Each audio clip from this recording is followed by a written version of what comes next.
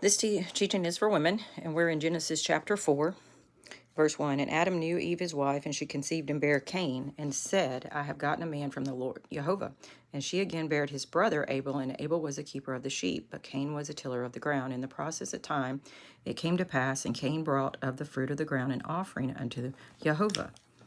And Abel, he also brought of the firstling of his flocks, that's first fruits, and of the fat thereof. And Jehovah had respect unto Abel and to his offering, but unto Cain and to his offering he had no respect, or not respect. And Cain was very wroth, and his countenance fell.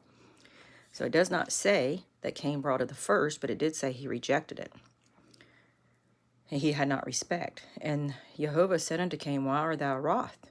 And why is thy countenance falling? If thou doest well, and shall thou not be accepted?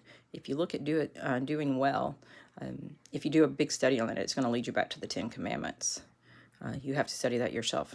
You can start with Galatians 6:9. If thou doest not well, sin lies at the door, and unto thee shall be his desire, and thou shalt rule over him. Okay, so God doesn't want your leftovers. No leftovers. He wants to be first in your life.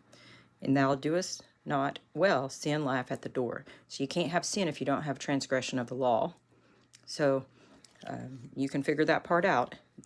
So, and Cain talked with Abel his brother, and they talked, and it came to pass when they were in the field that Cain rose up against Abel his brother and slew him. And the Lord said unto Cain, Where is Abel thy brother? And he said, I know not. Am I my brother's keeper? And he said, What hast thou done? The voice of your brother crieth unto me from the ground. So, where is Abel? And he said, well, first of all, he lies. He says he doesn't know where his brother is, which is not true. And am I my brother's keeper? And the answer to that question is yes.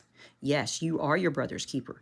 Because Ezekiel 3 tells us that when a man falls from his righteousness and you don't warn him and tell him, then the blood, and he dies in his iniquity, which is his sin, then the blood will be on your hands. James 2:8 tells us that the royal law is to love thy neighbor, your brother, and to rebuke sin is in Leviticus 19.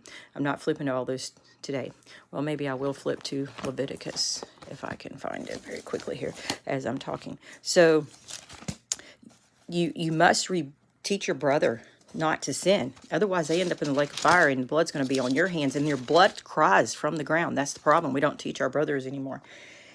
Thou shalt not rob thy neighbor, and rob him, and the wages of him is hired shall not abide. So don't wait till the next day to tell him. Thou shalt not curse the deaf, nor put a stumbling block. See, they're deaf, dumb, and blind because of the Christmas tree. And you got to tell them this. You got to tell them. Rebuke thy neighbor.